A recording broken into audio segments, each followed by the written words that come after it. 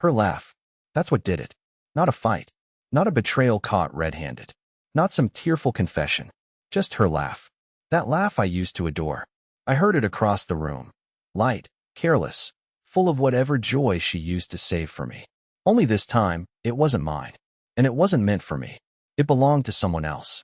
Someone standing far too close for a work friend. I stood there holding 2 drinks. One was hers. She never took it. It was supposed to be a simple night. A corporate holiday party. The kind with name tags, bad lighting, and a 5-drink ticket limit. She begged me not to come. Said it was just work people, so boring, and that I'd be miserable the whole time. I insisted. Not because I wanted to.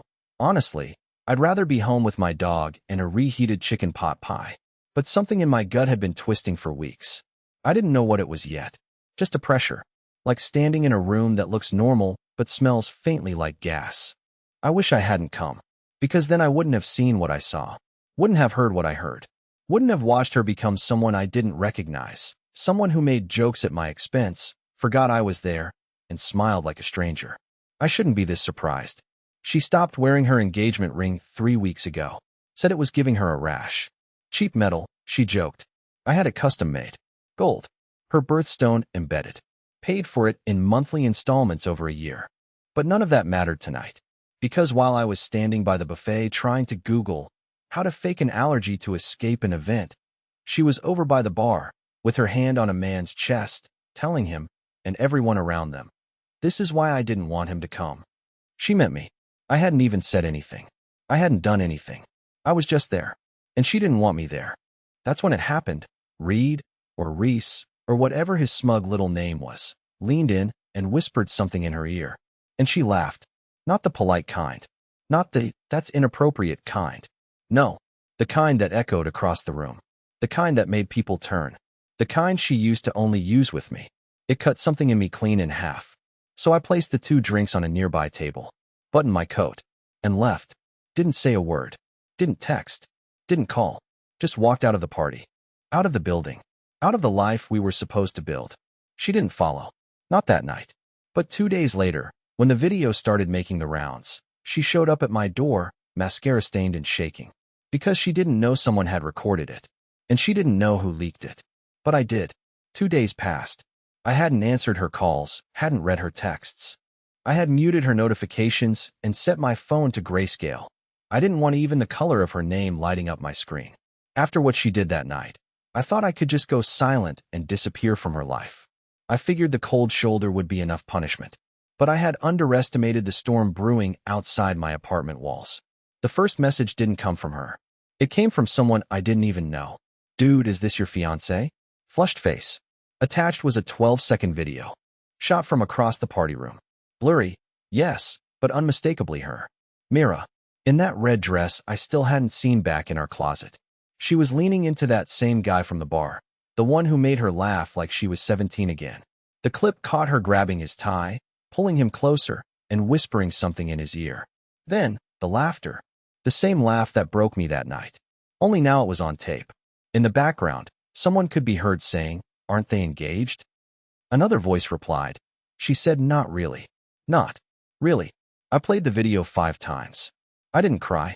I didn't scream. I didn't even breathe properly. Just sat in the kitchen, back pressed to the cabinet under the sink, staring at my phone like it had personally betrayed me. The woman I had planned to marry had treated our engagement like a maybe, like a joke, like a footnote. And then, the avalanche hit. Within hours, the video was reposted on a private Instagram story. Someone from her office tagged several coworkers. Then it leaked to a Slack channel. Then Reddit. One of her interns, apparently, was friends with the girlfriend of the guy who filmed it. I didn't even know how fast gossip traveled until I watched her life unravel from the sidelines like a slow-motion car crash. By noon, Mira was trending locally on Twitter. And by 3 p.m., she was standing at my door. No makeup. Hair tied in the same half-done braid she used to wear on lazy Sundays. Holding her phone in one hand, and something else in the other, my ring. The one she said gave her a rash. She didn't knock. She didn't say my name. She just whispered, "Please open." I didn't. I watched through the peephole, heart thudding in my throat. I could see her scrolling through her phone frantically, probably reading the comments, the reposts, the speculation. Her face crumpled as she sat down against the door like it might open if she looked sorry enough. But it wouldn't. Not this time. 10 minutes passed. Then 20. Finally, she stood up. And just before she turned to leave, she said, more to herself than anyone else. It wasn't supposed to go that far. That far. I didn't know whether to laugh or vomit. But I knew something she didn't. I knew exactly who filmed that video. And more importantly, I knew why. Because the man who sent it to me wasn't some bystander. He wasn't just a coworker. He was someone from her past. Someone I had never heard about, because she made sure to keep him buried. And now, he was digging her grave in public. The irony? I didn't even know his name until the video went viral. But once I saw his username on the original Instagram story that kicked this all off, at Noah Vance, I remembered something Mira once said in passing, probably 6 or 7 months ago, when we were watching TV and she was scrolling through her phone. She said, God, Noah Vance is engaged now? Poor girl doesn't know what she's getting into. I had laughed. Old classmate. She shrugged. Something like that. That's all she gave me. Now that same guy had blown up her career, and maybe even my life by extension. I didn't know what to do with the name at first. Part of me didn't even want to look. But another part of me, the one still holding on to the last threads of self-respect, needed to know why this guy would record that moment, tag people, and leak it. So I did something I hadn't done since college. I opened Facebook. Searched the name. There he was. Same face. Same smug smile. Public profile. Lived in Chicago. Marketing. Same company. Worked on the sales side. A few mutuals with Mira. But what hit me wasn't the job history. It was a post from 2019. A grainy picture from some rooftop bar, captioned, some people are too toxic to forgive. Some just need time. Some get both. 2 people in the photo. One of them clearly him. The other? Mira. Same exact laugh. Same red lipstick. Only this time, she was the one whispering in his ear. I stared at that picture for a long time. I felt sick. Like the past 3 years of my life had been a lie wrapped in fake smiles and perfectly timed hugs. I had never thought to ask about her past. She always said it didn't matter. What's the point? You're my future. Now I understood why she was so eager to leave her history buried. Noah wasn't just some acquaintance. He was her ex. And not just any ex. He was the one she kept hidden, the one she never wanted to admit she still worked near, the one she had very likely reconnected with, emotionally or physically, I didn't know yet, but enough to make him care about taking her down when she embarrassed me in front of everyone. Because that's what this was. A takedown. The video wasn't some coincidence. It was deliberate. He could have just sent it to HR. He didn't have to tag her friends. He didn't have to make it public. But he wanted to hurt her. And maybe, just maybe, he wanted me to know what kind of woman I had nearly married. By now, Mira had stopped trying to call me. Her last message just said, I need to explain. Please don't believe everything you're seeing. It's not what it looks like. It's never what it looks like, right? But what could she explain? That she just happened to laugh at her ex's flirting while I stood alone? That she forgot we were engaged when she called me just her date to some coworker? That she didn't realize he was filming when she leaned in like they were teenagers at prom? She didn't need to explain, because she had already told me everything I needed to know with her body language, her dismissiveness, her smirk when I walked out. But this wasn't over, because 2 days later, I got another message. This one wasn't from Mira. It was from Noah. No caption, no warning, just a Dropbox link, and a single sentence. If you really want to know what happened that night, listen to what she said after you left. I didn't click it right away, but when I did, my hands were shaking so bad I almost dropped my phone. I waited until it got dark outside. I don't know why. Maybe I didn't want the sun shining while I unraveled my own life. Maybe I needed the shadows to match what I felt inside. Either way, it wasn't until 9:42 p.m. that I finally clicked the Dropbox link Noah sent me. It wasn't a video. It was an audio file. Only labeled, after Derek left, raw. Wave. My stomach twisted. I took a breath, then another, then hit play. At first, I heard background noise, party music, glasses clinking, people laughing in the distance. Then her voice, unmistakable. Mira. She was close to the microphone, not knowing she was being recorded. She was talking to someone. I couldn't tell who. Maybe Reed, maybe Noah, maybe someone else, but the tone? The tone was casual. Free. Like I had never existed. I told you he'd leave if he saw too much, she said, giggling. He can't handle this world. The person replied something muffled, followed by her laugh again. Then she added, I mean, it's not like I lied.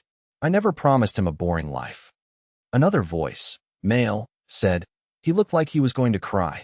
And then Myra's response, one I will never forget, not in this life or the next. Let him. Maybe now he'll finally grow a spine. Silence. Real silence. I paused the audio. Sat there in my kitchen. I had heard a lot of painful things in my life. But this wasn't just betrayal. This was humiliation. Deep. Calculated. It wasn't a slip. It wasn't a mistake. She knew what she was doing. She knew I would come. She knew I would see. And she wanted me to break. She laughed about it. Toasted it. Mocked me like I was some needy little burden she had to carry until a better option showed up. My fiancée. The woman who used to bring me lunch at my desk, rub my back after long days, and say, you're the calm in my storm, had become someone who cheered my heartbreak like it was a punchline. And all this while I was still trying to defend her silence. Still trying to rationalize her distance.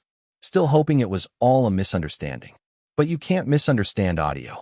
You can't unhear someone laugh at your pain. That night, I didn't sleep. I didn't even lay down. I just sat in the living room with every lamp off, listening to the recording over and over until it burned into my ears. It wasn't masochism. It was clarity. I wasn't heartbroken anymore. I was awake, and something inside me shifted. Because this wasn't just about leaving her anymore. No, she had made a fool of me publicly. She had weaponized my loyalty. She had invited others to watch me unravel. And they did. So now it was time for me to return the favor. By morning, I had already contacted someone who owed me a favor. A woman named Laurel, HR director at Myra's company. We used to work together years ago. I helped her land her current job when she was getting lowballed by corporate. She never forgot that. I didn't send her the whole audio. Just enough. Just the part where Myra admitted it was all a game. Her words, her tone, her intent. Laurel responded with a single sentence. We'll handle it. And Derek, thank you for trusting me. By 11 a.m., Myra's work email was deactivated. By 1 p.m., she was escorted out of the building. And by 2:37 p.m., she was on my doorstep again, this time banging so hard my neighbor came out to check. She was crying, screaming, demanding to know what I had done. I didn't answer, because that was just the beginning. I had barely gotten started. The banging on my door didn't stop for at least 5 minutes. At one point, Myra screamed so loudly I thought the neighbors were going to call the police. Maybe they should have. She wasn't just angry, she was panicked, like someone drowning and clawing at the surface, desperate to find air. Except she had already sunk. And the worst part? She didn't even know how deep the water was yet. I didn't open the door. I didn't say a word. I just stood in the hallway with my hand on the doorknob, listening to the woman I once thought I'd spend my life with spiral into chaos on the other side of the wood. It was surreal, hearing her sob and plead, not because she loved me, not because she missed me, but because she realized something she valued more than me was gone. Her status, her image, her career. You see, Myra had always been about perception. She cared deeply about how others viewed her, the curated Instagram grid, the strategic connections, the perfectly timed humility. She didn't just climb the ladder at her company. She danced her way up it in heels that left impressions on people's backs. Losing her job wasn't just a setback. It was public failure, a crack in the persona she'd spent years polishing. But that wasn't the part that truly scared her. It was that she didn't know what else I had.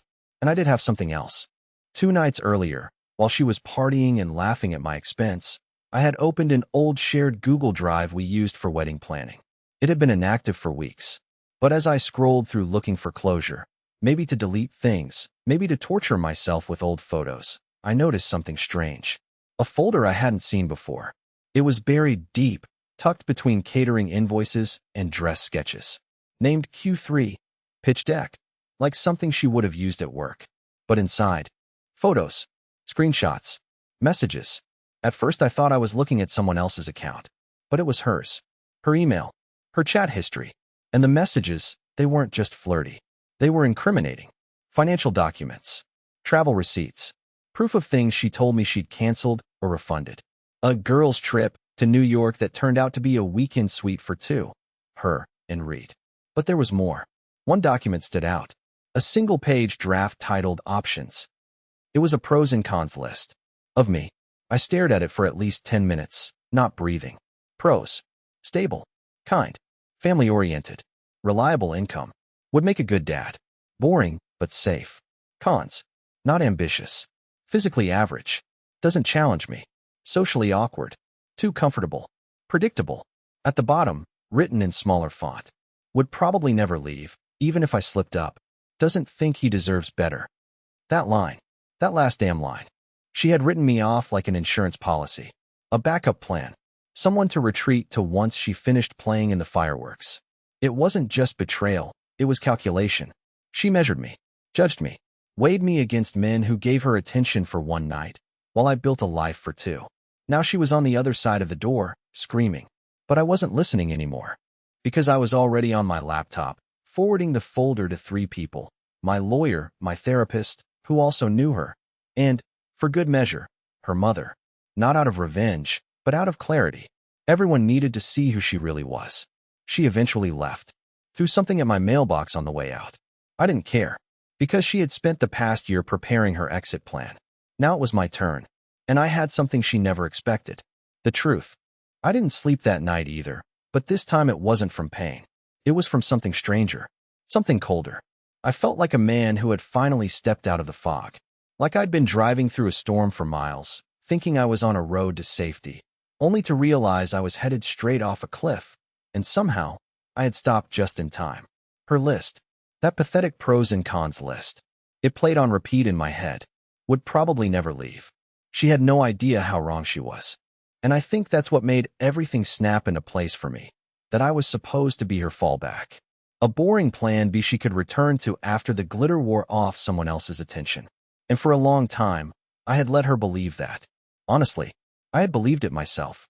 But not anymore. I started making lists of my own. Not of her. I was done analyzing Mira like she was a puzzle I needed to solve. No, this list was about me. It was the first time I had asked myself in years what I wanted. Not what I was willing to tolerate. Not what I thought I could keep. But what I actually deserved. And that's when I realized I had been building someone else's life around me. A version of myself that fit her Instagram captions, her dinner party stories, her curated future. I wasn't even living as me anymore. I was a character in her timeline. A prop in her long-term strategy.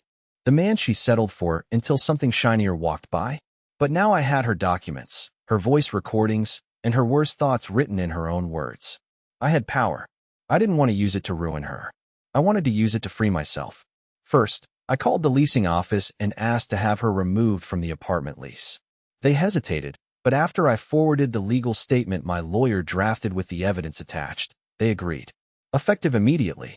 Her keys would no longer work. Her name would be wiped. I paid 3 months in advance to buy myself peace. Then, I reached out to the photographer we'd hired for the wedding. Told her the wedding was off and Mira had cheated. She didn't even hesitate, refunded 60% on the spot. Apparently, she'd had a situation like this before. No woman who values you puts you second, she said. Run while you can. By noon, I had unfollowed, blocked, and erased her from every platform. I deleted our shared playlists, canceled the registry, and called my parents. Telling my mom was hard. She had grown attached to Mira, but when I played her the recording, my mother just went quiet, then said, I hope one day she watches someone do to her exactly what she did to you. And for the first time in days, I laughed. Not a bitter laugh. Not a sarcastic one. A real one.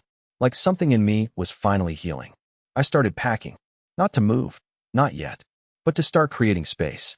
Emotional, mental, physical. I took her things and boxed them all. Set the box aside. I wasn't going to burn it. I wasn't that dramatic. But I wasn't going to keep it, either. A few hours later, I got a text from her mother. It simply read, I had no idea. I'm so sorry. If you need anything, a statement, a letter, closure, I'm here. Even her own family had seen the truth. And Mira? Silent. She hadn't messaged me since the last time she screamed at the door. I think deep down she knew she had overplayed her hand. She expected me to forgive her like always.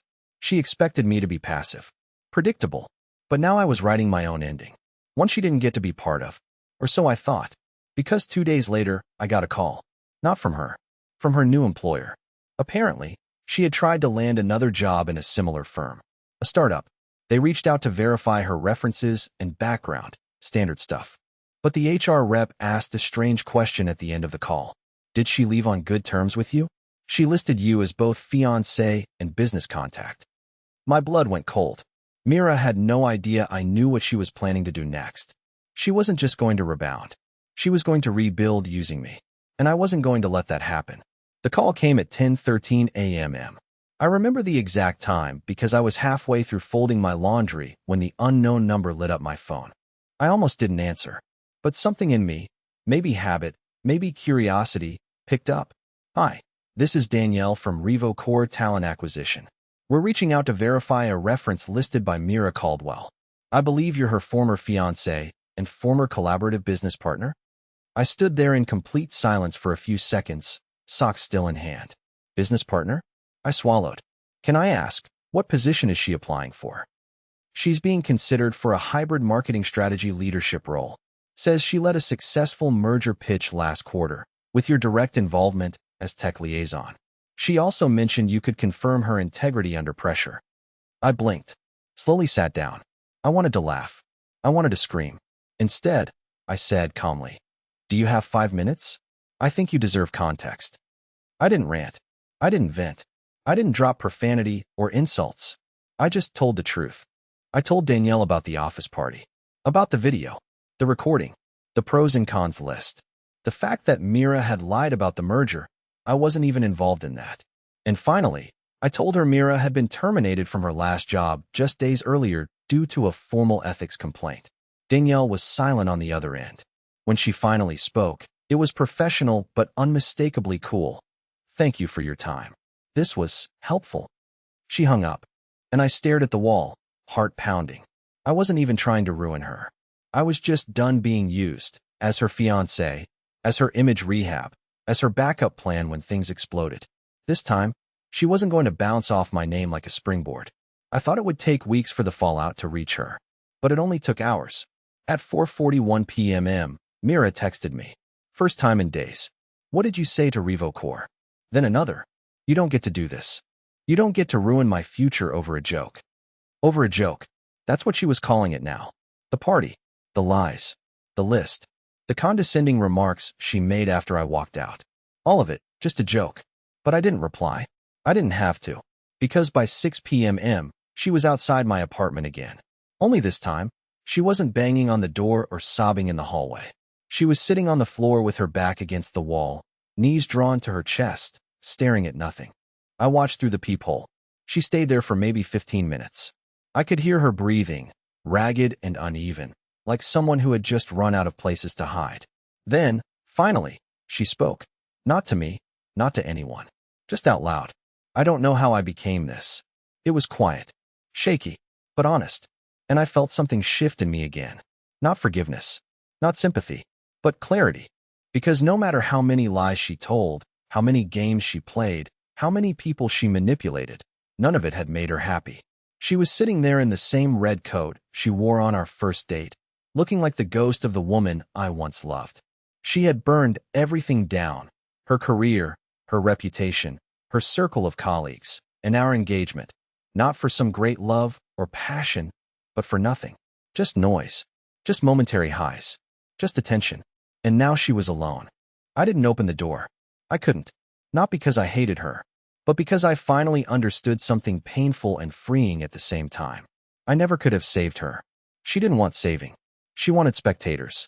And I wasn't going to be one anymore. She left without a word.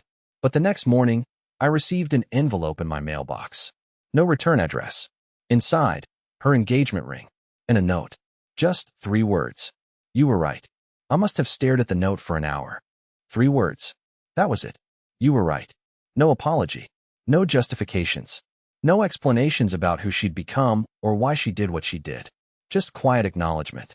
And in some strange way, that was all I needed. Not closure. I had already found that. But confirmation. That I hadn't imagined it all. That I wasn't crazy. That I hadn't overreacted or misunderstood what she did at that party or the months before it. She knew. She knew exactly who she had been and what she'd lost. I placed the ring back in its original velvet box, closed it, slid it into a drawer, not out of sentiment, but because part of me wanted to keep it. not as a reminder of her, but of what I survived. For the first time in years, I felt calm. Not numb, not hollow, just still. Over the next few weeks, my life began to rebuild itself in quiet, unexpected ways. I took time off work, visited my brother in Montana, hiked, watched the sunrise over a lake with no cell service. I stopped checking her social media, stopped wondering what she was doing. Because, finally, it didn't matter. And that's when the surprise came.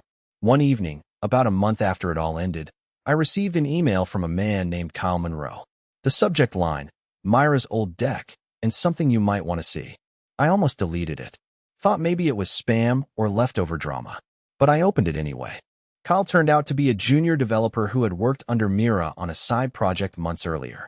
He wrote that he had seen everything unfold online, including the leaked video and rumors of the breakup, and wanted to reach out, because apparently Mira had once mentioned my name in connection with a logistics solution I had coded years back, but never pursued commercially.